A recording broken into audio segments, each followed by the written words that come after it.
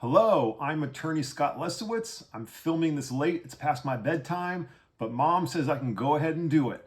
So tonight I will be giving you my quick take on the February 14, 2023 ruling that the New York Appellate Division handed down in the Smartmatic voting software defamation litigation against, wow, I need to look at my paper. I'm sorry, there's so many of these defendants.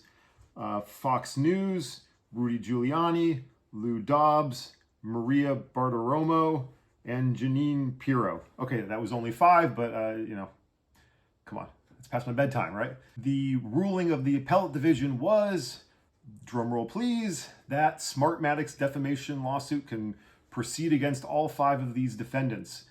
This does not mean that Smartmatic has won its lawsuit, but it does mean that the court said, well, if all of the factual allegations were true, then that would be enough for a reasonable jury to hold the defendants liable. But Smartmatic still got to go ahead and prove those allegations if it wants to win.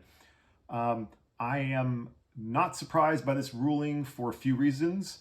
One, because it was a ruling on a motion to dismiss. As I said, all factual allegations were taken as true for the plaintiff, Smartmatic, and the defendants were not able to, put forward their own contradicting evidence.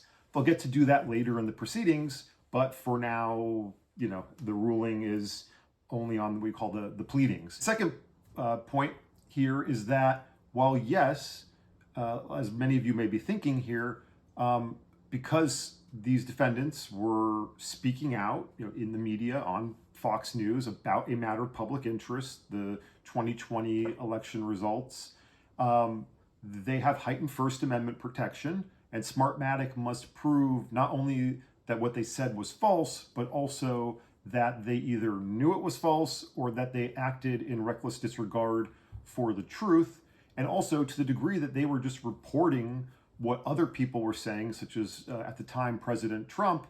They're not held liable if it just happens to be that they're reporting that somebody else was saying something that was, false.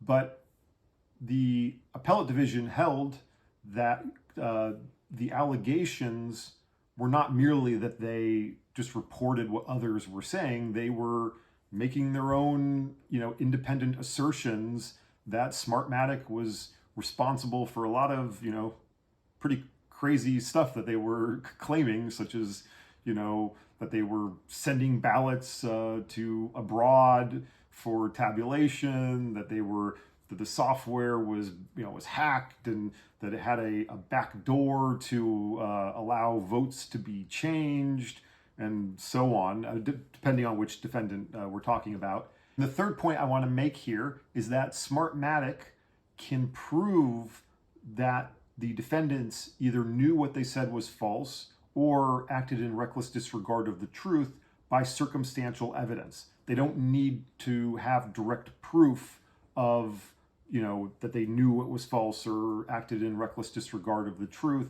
With that, I bid you good night. I think I hear my mom calling. It's time to go to bed, and that's all I got. So please like and subscribe, support this new channel, and don't try to overturn elections. All right, thank you.